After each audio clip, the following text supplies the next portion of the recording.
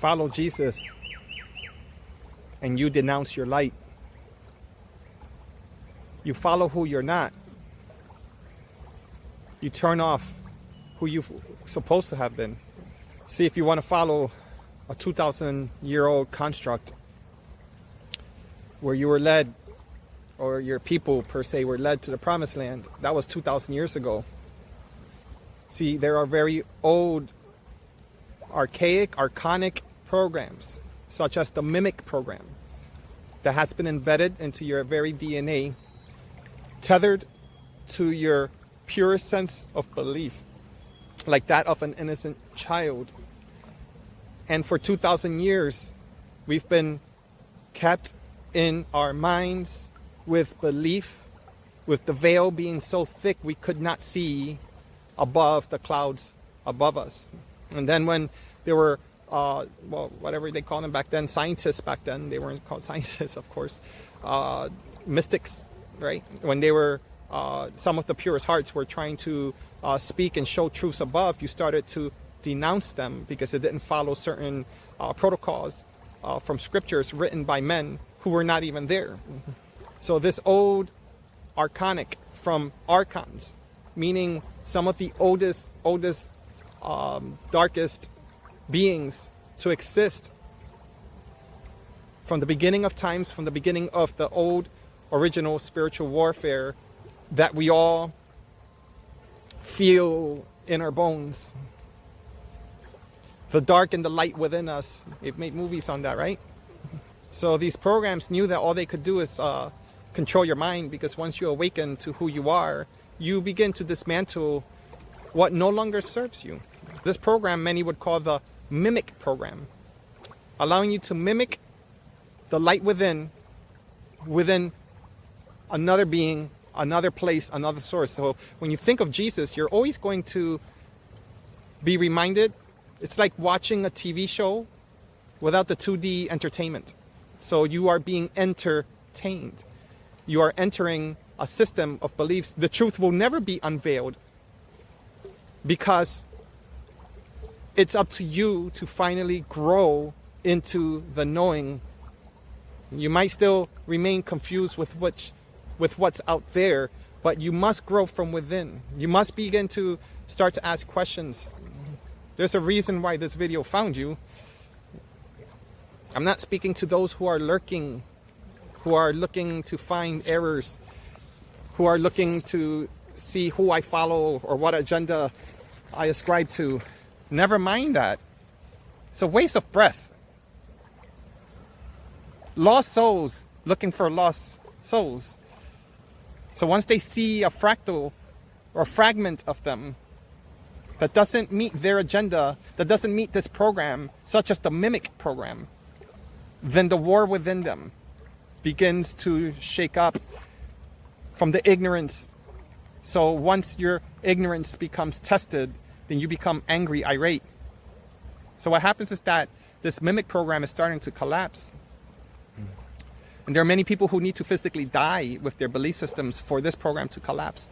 But those who are born within that family ancestral system, or friends alike, are starting to see the death of old and the birth of new, such as the death of not having had internet in my most of my life, and the birth of technology, such as the death of the Piscean age, the age of believing, and the birth of what? The age of information, also known as the age of Aquarius. Your bones are always vibrating towards change into whatever ascension means to your signature contract.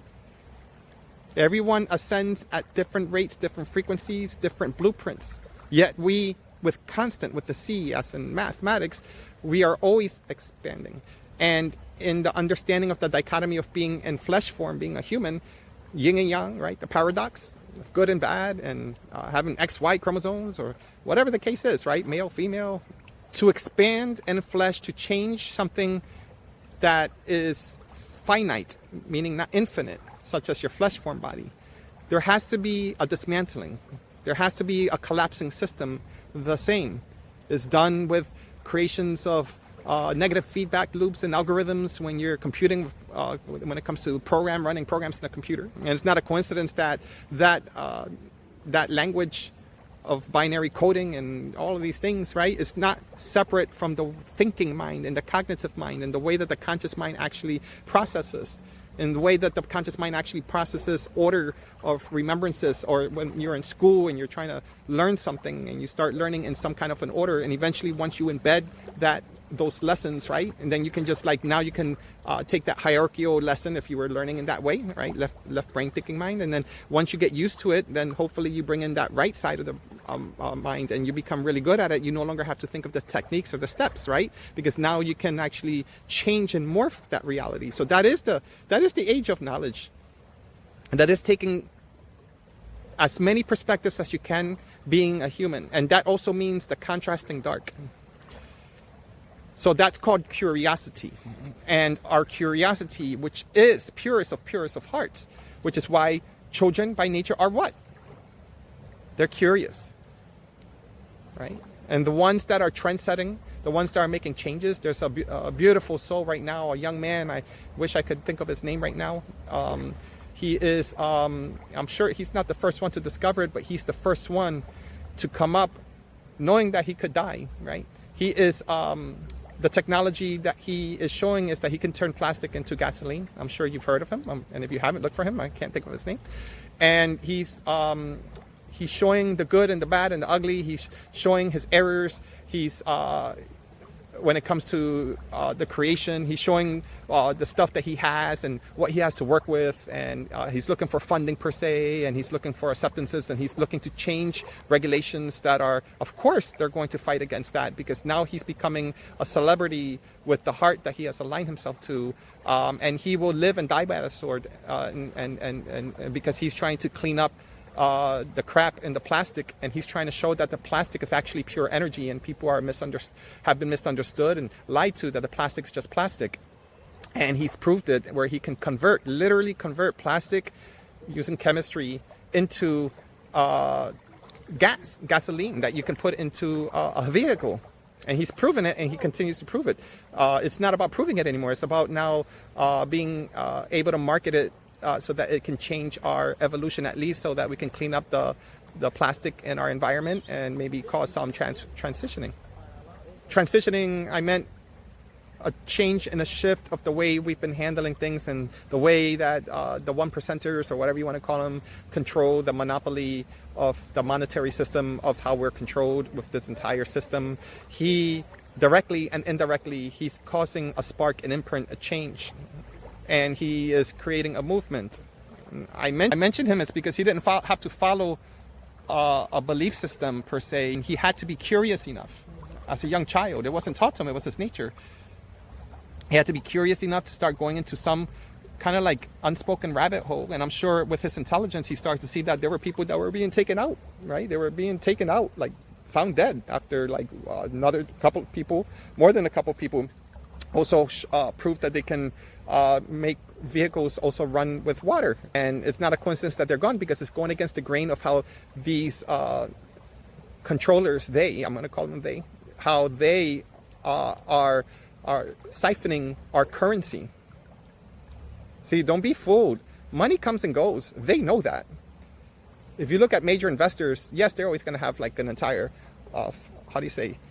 influx of money within their flow system, but they always know that the flow is always going to go up and down and in and out and left and right. So money comes and money goes. So they have a different language of money. You don't just put money in the bank and just save it. It doesn't work. I've tried that, and money just goes. Somehow it goes. You know, it always goes, because money is meant. Money is an signed agreement. It's currency. It's energy. It's even a paper dollar, right? Paper is actually permanent. It has no level of permanence.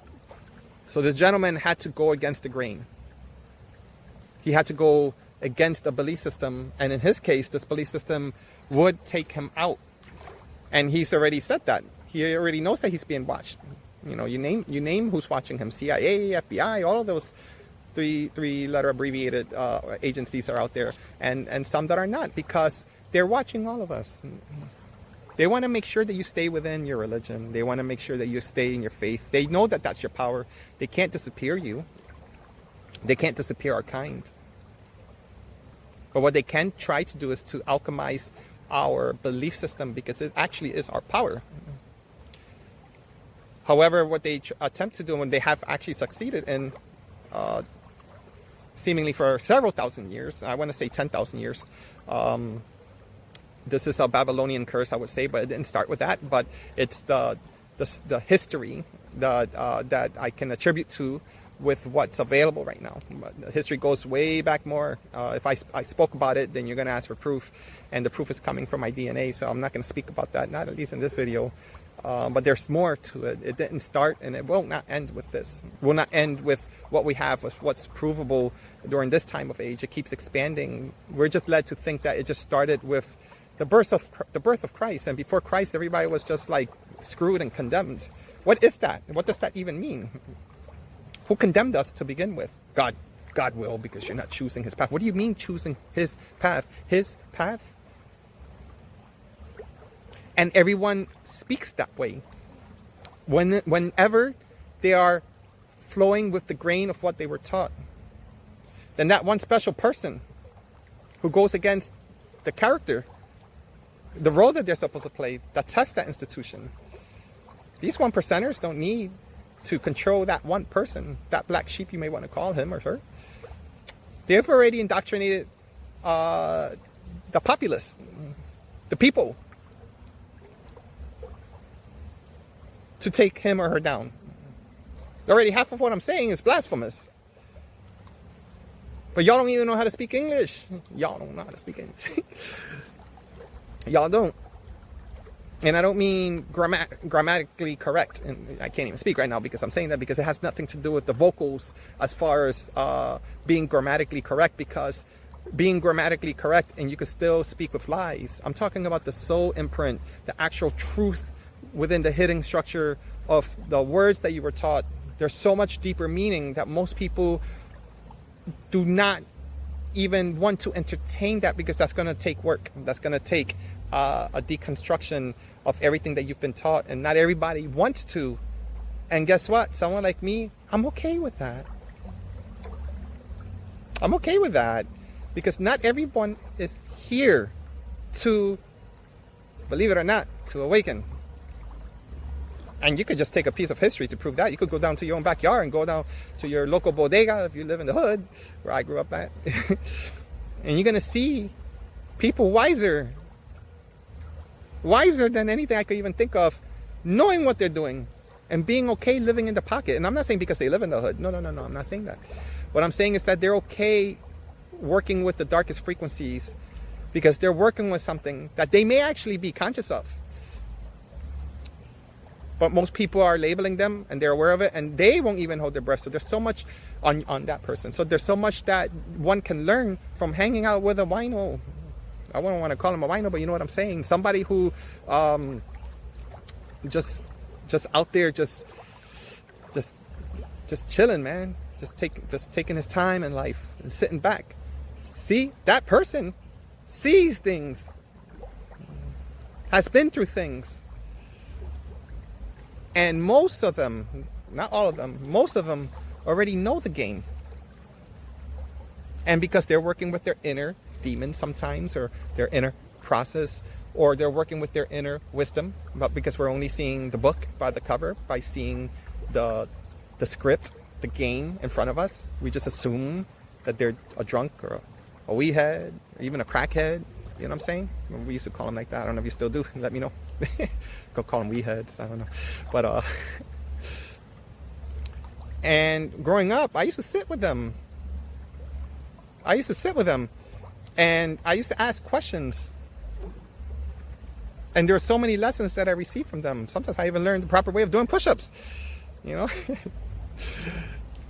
And as I grew older, I started to see the thinking mind of someone who is a warrior of success and a warrior of defeat, of how one actually rests in life with the circumstances that they're given, and how one views the world. And it took me time to unravel, and had I not experienced that in physical form and developed these relationships, then I wouldn't be able to go back to the records of those experiences. That is scripture. This one who can oversee physical words, scripture of other old heads that wrote scripture, you know, everybody wants to put them up all the way up in that pedestal, too far to reach for you to write yourself, because you think that to write has to be physically pen on paper and it has to be in a book. And yes, that's one way. But there are books that have been burned. There are books that have been hidden and will continue to be hidden, not just in the Vatican, but also indigenous cultures. There's information that you would never read about. And yet, you are built. You are built to receive that information from within. That's what they don't tell you. There's nothing to prove. Either you have it or you don't. And if you don't, it's not saying that you can't. It's that you have to be willing, able, and capable. And it has to make sense deep into your bones. If it doesn't, then don't waste your time or your breath. Certainly don't waste mine. Well, you're not going to be wasting mine. Because if you try to waste mine, you look for me, I'm going to take you right in the hood. I'll show you so many falses. You'll see the darkest aspect of me. Because once I can settle your nerves with the BS that you're bringing me, then maybe you can unveil enough so we can really talk beyond the scripted BS that you brought to the table. And I'll bring a bigger ass table. And we'll burn them down completely together. Most do the talking, but there's some of us that will display. And because I've done that so many times, I could care less to do that, because it takes so much more energy to bring somebody down to the most basic nature of their curiosities, because that's what they're asking. They're asking to get burned or to be burned. They're asking to show that I can match your anger and your rage and your ability to beat me up in all shape and forms, because I'm not afraid of losing. I'm not afraid of dying. I'm not afraid of walking in the hood. I'm not afraid of getting stabbed. I was so many times, but once you recollect and you remember, it's a waste of energy. Because if I'm still afraid, then my deep down darkest desires is to still look for that experience to heal that child wound, to heal of those fears that I don't understand. But once you start seeing the eyes of the person that is willing and capable of doing harm to you by being that person, then you understand their language, so now you can speak to them as a brethren, as a parent, not through words, by being. And when you match that energy in your walk, once you understand energy, that becomes your protector. You no longer have to pray. Until then, you pray. You pray because you're afraid of being preyed upon. Now, I say that because it actually doesn't matter, my life, but I want to speak it into existence to others, because I've been living with so many more stories than this, and all they are just stories, because every time I speak it into existence, it's probably not even exactly how it was in the first place, because things change. I change. My perspectives changes. But why am I saying this? It's because if the biblical Jesus was here in human form, that same one 2,000 years ago, your jaw would drop probably so differently. Some would get amused, just like you're hearing my story. That's what happened to him. Right? Isn't that what happened to him? He spoke and they called him the false Messiah. Others said that he was the Messiah. Others said that he's probably a handsome man. A lot of attraction there, right? A lot of envy there. Humans didn't evolve the lower mind in that way as they did it right now. See, the promised land was only for a selective few. And because the majority who are still in their lower mind can't believe that there are other of us that are walking that promised land, seeing it so normal because it's code. It's always there. The promise is that it's constant. It arrives when you arrive. What you are searching for is also searching for you the same. That's one of the basic laws that's universal. Just like air is air is air, and right now it's a universal law while you're in this flesh form. If you stop breathing, you will suffocate. But there's also another universal law that you no longer require to breathe when you pass. Another one is that do you remember your breath when you're in your dream state realm, right? Your body, your physical human body is breathing, but your consciousness is not breathing. Why? Because it becomes, your consciousness is breath. It's no longer separate from breath. Here we require breath. Here we require fuel and food. Here we live in separation. But once you go past the construct of even my words, then now you could go back to scripture. Now you can integrate the stories of the old masters so you can expand the story, because then you're going to see and go back into the eyes of what they saw. Dare yourself. Here's a big taboo. Next time you speak to Christ or Jesus, if that's what you do, dare yourself, if you're curious enough and in your time, seriously, listen, hear me. Ask him to open up the doors, because you're ready to see and hear the conversations that were spoken to him by God, directly to him. Conversations that were never spoken to the disciples or the collective, but to him and source. Conversations that was never written about, never spoken about. Dare yourself to see. Ask, and you won't just reap, you will receive.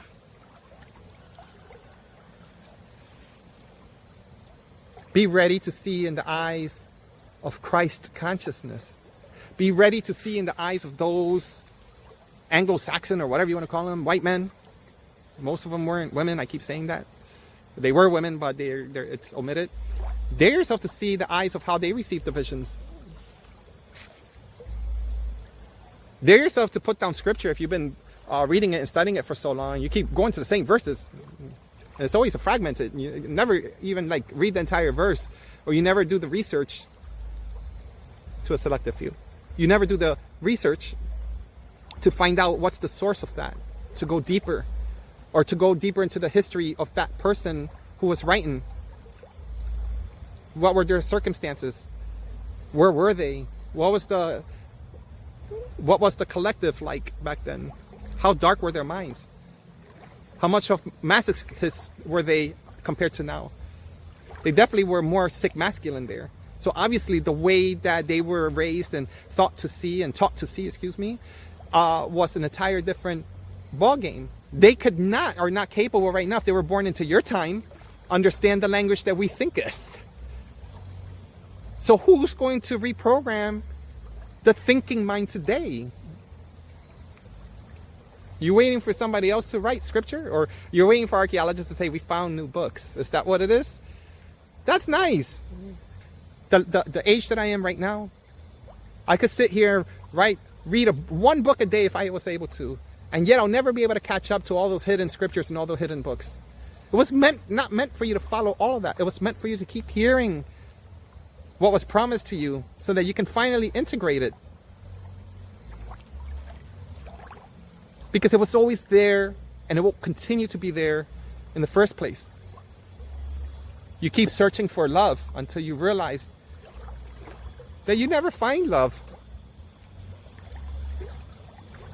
Then you become a wino for a couple 100 years, and maybe become a prostitute, and become a player, become a prophet, and you get tired of being a prophet, and you become a sinner. You keep judging others, and you keep proving that Jesus is coming, and if you don't shape up or ship out, for some reason you're the one who has the answers because you're accepting what? Submission, and then you're going to prove it through all of this, yada, yada, yada. I'm telling you, it's a real thing. It is called the mimic program for a reason, because you are mimicking each other. And when you get tired of mimicking yourself and others, it's time for you to stand up and realize that you were in a sandbox this entire time. You must be curious enough, in the darkest way it sounds, for you to dive deeper into your inner conversations with God within. And if you see, again, Jesus and God out there, Start asking for that bridge. You're ready to start communicating into the higher aspects of your reality with no expectations. Just receive. But if you don't ask, you tend not to receive those higher frequency based information. As I said, like scripture that probably exists, but you'll never get to read it, but you have access to scripture. You have access to all of that data. You have access to revelations. You have all access to that. You are the living scripture, by the way. And the only way you could see it for yourself, I would never want to prove that to anyone. I'm speaking to those who already know or are aware and are ready to go deeper. Maybe just because we're resonating with each other right now in this video, or because I offer services and we can go deeper because maybe we're aligning ourselves to. That's why I'm speaking. Again, ask that God out there, that Jesus out there, to show you what was shown to him. And if you do it with great love and great humility, with great curiosity, like that of an innocent being, no different than a child when a child asks you, such as, let's say, your child, if you had one or have one, excuse me. The love is so pure, you have no choice but to receive something. Don't you want to know what that something is? But no, because you're still too afraid of your dark. You don't understand your dark, so you have no choice but to see the dark within me. Where do you think Jesus went for 3 days while he was dead? It's not important what I know. What's more important is that we start dismantling this mimicking program.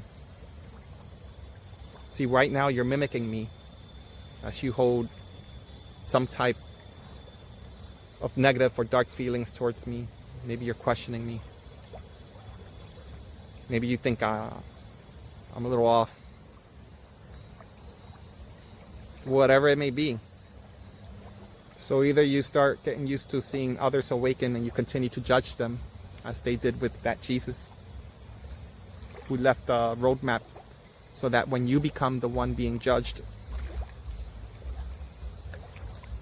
then you start to see, or you start to see the roadmap from within and realize that Jesus didn't have to come again as if he made a mistake, and see that the promised land was already here. It's up to you to now set and become the spark, the light, and walk as above, so below. Become heaven within. And the search is over. And not only that, the mimic program has no choice but to dismantle, creating the energetic space for those who are not yet capable of even arriving towards this video, or to you, or to these beautiful conversations in the hood. The walk is within.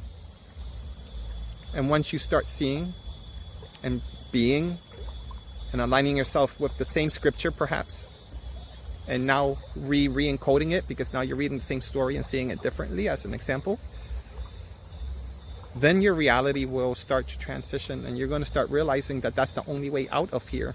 It was and it isn't through physical death and dying. Well, at least not for you if you're arriving towards this video. One love.